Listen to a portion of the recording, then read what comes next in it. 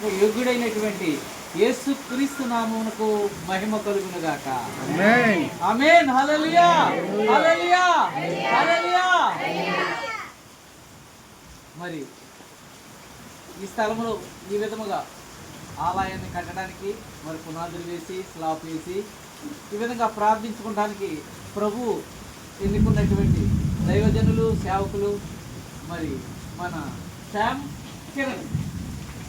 కిరణ్ గారిని నేను అభినందిస్తూ ఉన్నాను. మరి ఈయనకి ఎన్ని సంవత్సరాలు? మీ వయసు ఎంతనే? 30. అబ్బాయి మరి మన అపోస్తలుడైన పౌలుకు తోడుగా ఉండేటటువంటి ఒక చురుకైనటువంటి యవనస్తులు ఉన్నారు. చెప్పాలి, మన వాళ్ళందరూ చెప్తారు, తిమోతి గారు. మరి ఆ విధంగా మరి మొన్న ఇందాక చెప్పినట్లుగా సరిగ్గా గమనించలేదు. ఒక ఆశ కలిగి ఇక్కడ మందిరం కట్టాలనేటువంటి ఆ దైవజనుల యొక్క ఆశను తీర్చడానికి తిమోతిలాగా దేవుడు మరి ఇక్కడ నిలబెట్టి ఉన్నాడు. మరి మీరందరూ కూడా సహకరిస్తున్నందుకు దేవునికే మహిమ కలుగును గాక. త్వరలోనే ఆ బిడ్డ యవనస్తుని కాబట్టి మనం ప్రార్థన చేద్దాం, సరైనటువంటి సహాయం కూడా ఇచ్చి మరి ఈ పరిచర్యలో ఏమాత్రము వెనకంజి వేయకోకుండా ఆ బిడ్డకు ముందుకు వెళ్ళేలాగా మనం అందరం ప్రార్థన చేద్దాం. దేవుని చిత్తము జరుగుతుంది. మనం ఏ విషయంలోనూ చింతించకూడదు, ఏ విషయంలోనూ వెనకడుగు వేయకూడదు.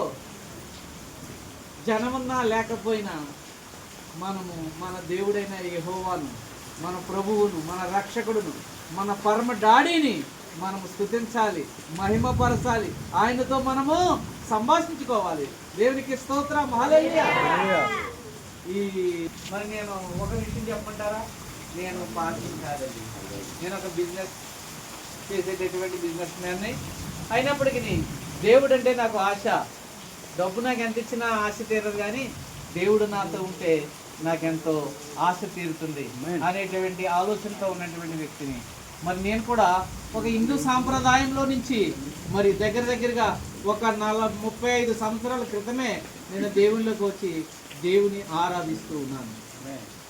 నేను, నా కుటుంబము మరి దేవుని ఆరాధిస్తుండగా అందులో ఉన్న ఆనందము, సంతోషము చెప్పలేమండి. దేవునికి స్తోత్రం, హల్లెలూయా. మరి దైవజనులు నాకు ఈ సమయం ఇచ్చినటువంటి బిషప్ పల్లాబొత్తుల ప్రభాకర్ అయ్య గారికి నా యొక్క ప్రత్యేకమైనటువంటి ప్రేమ వందనాలు తెలియజేస్తూ ఉన్నాను. మరి ఆరోగ్యం ఎప్పుడూ ఒకలాగా ఉండదండి.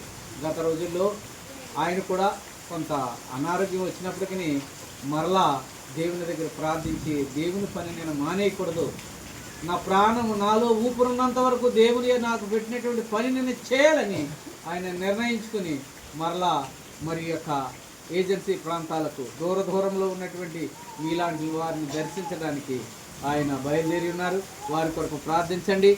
మరి మేము కూడా ఒక విషయం ఏంటంటే, ఇక్కడ ఉండేటువంటి వాళ్ళు దుబాయ్లోను, కువైట్లోను ఎక్కడో పని చేసుకుంటూ పిల్లలు, బిడ్డలను, భార్యను అందరినీ వదిలేసి ఆ దేశంలో వెళ్ళి 2 సంవత్సరాలు అక్కడ కష్టపడి పని చేసుకుని వస్తూ ఉంటారు.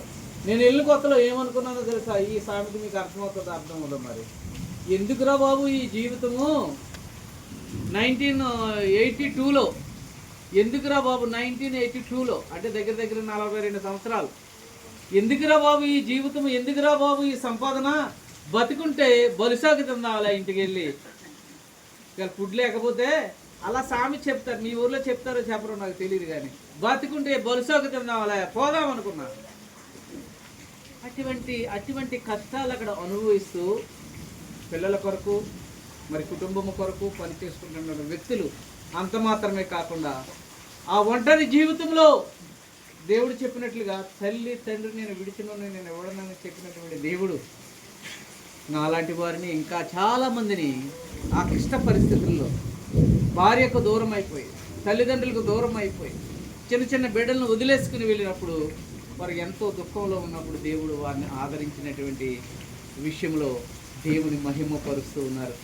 వారికి వచ్చినటువంటి వారు సంపాదించుకున్నటువంటి ఆ యొక్క సంపాదనలో నుండి నా దేవుని యొక్క మందిరానికి లేకపోతే దేవుని పరిచర్యకు ఎంతో కొంత ఇవ్వాలని ఆశతో వచ్చినటువంటి వారే అందరూ కూడా. ఎక్కడో ఏ మిషనరీలు ఇచ్చింది కాదు, లేకపోతే మరి ఏమీ కాదు, కానీ వారు దేవుడిచ్చిన ప్రేరేపణతో ప్రభాకరయ్య గారు చేస్తున్నటువంటి పరిచర్యలు ఈ యొక్క మా ఇక్కడ రాసింది కదా యేసుక్రీస్తు సువార్త దండయాత్ర. ఆ దండయాత్రలో ఉన్నటువంటి అవసరతలు మొన్నటిదాకా మన శ్యామ్ కిరణ్ గారు తెలియదు ఆయనకి. ఆ పేరు ఆ మాట చెవిన పడినప్పుడు ప్రార్థించారు. ప్రార్థించి మాకు తోచినటువంటి సహాయము ఆ సంఘానికి చేయాలనేటువంటి ఆలోచనతో వచ్చారు. ఇదే కాక సమూయేలు మొదటి గ్రంథంలో ఇందాక మనము ఆ ప్రార్థనలోను లేకపోతే అక్కడ మనం జ్ఞాపం చేసుకున్నది ఆ శిలోహా మందిరము అంటే అది ఒక ప్రతిష్ఠించబడిన మందిరము.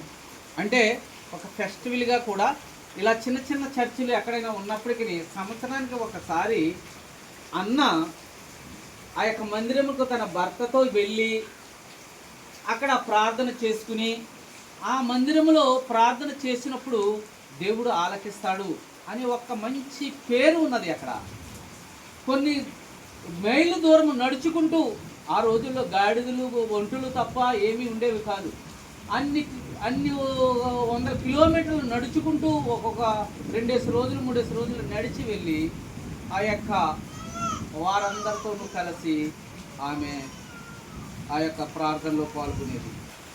తన మనసు అంగీకరించలేదు, భర్తతో చెప్పింది, భర్త దగ్గర ఏడ్చింది, ఎన్ని రోజులు చెప్పిందో.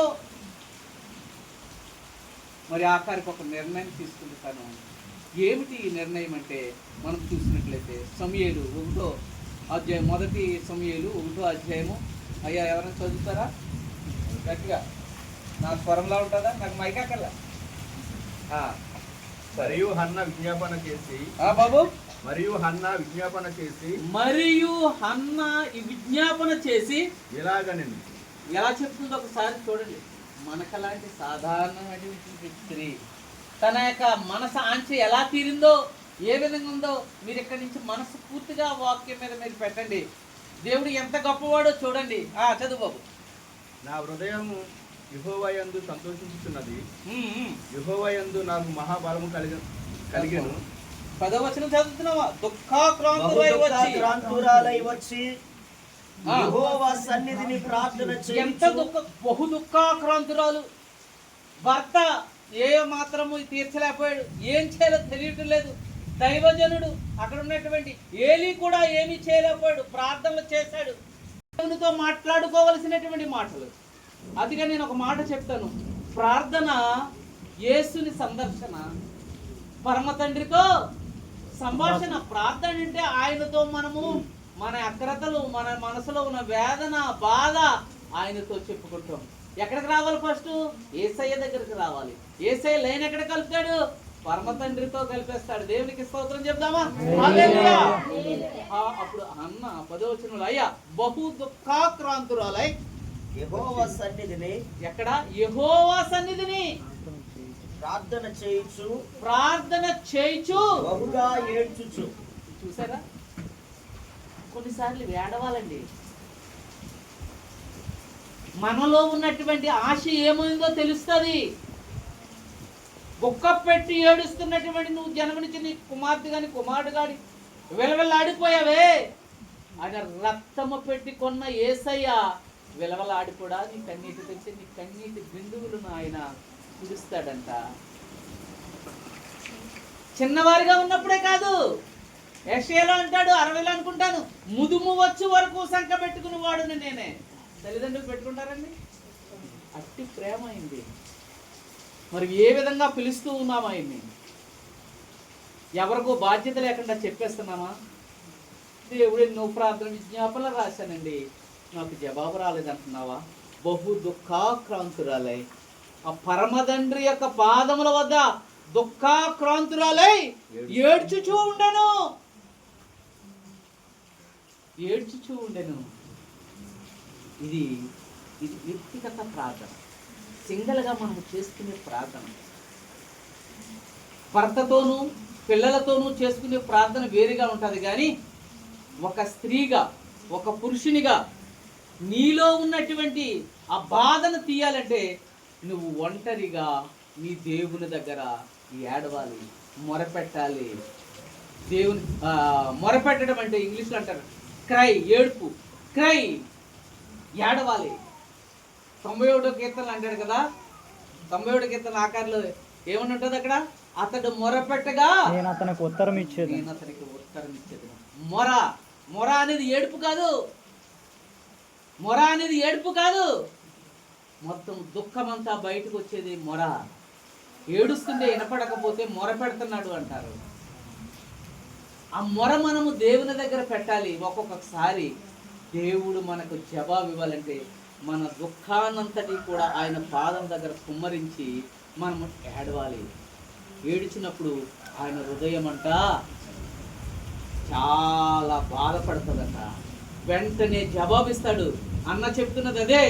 ఇంకా చదవండి. సైన్యములకు యెహోవా నీ సేవకురాలైన నాకు కలిగిన శ్రమను చూచి నీ సేవకురాలైన నన్ను మరొక జ్ఞాపకము చేసుకొని. ఇక్కడ ఏమంటుంది ఆవిడ?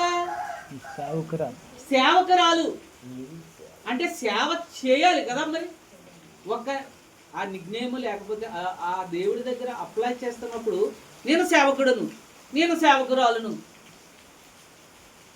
నేను పాట పాడేవాడును, దేవుని నేను యూత్లో ఉన్నావా? నువ్వు యూత్లో నువ్వు సేవకురాలుగా నువ్వు సేవ చేస్తున్నావా?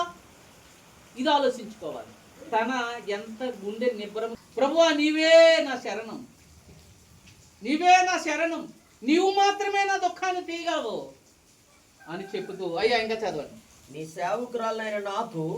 సేవకురాలైన నాకు మగపిల్లను దయచేసిన ఎడల. చూడండి ఎంత విపులముగా అడుగుతుందో చూడండి. అక్కడ ఎంత విపులముగా అంటే తనకు గొప్ప ధైర్యం, దేవుని పట్ల గొప్ప నమ్మకం ఏర్పడిపోయింది. ఎప్పుడైతే తన బహు దుఃఖాక్రాంతురాలై ఆయన పాదముల దగ్గర కూర్చుందో వివరంగా చెప్పాలి. నా దేవునికి నేను వివరంగా చెప్పాలి. నాకు ఏం కావాలో ఆయన ఇచ్చేస్తాడు. ముందే డిసైడ్ అయిపోయింది తను.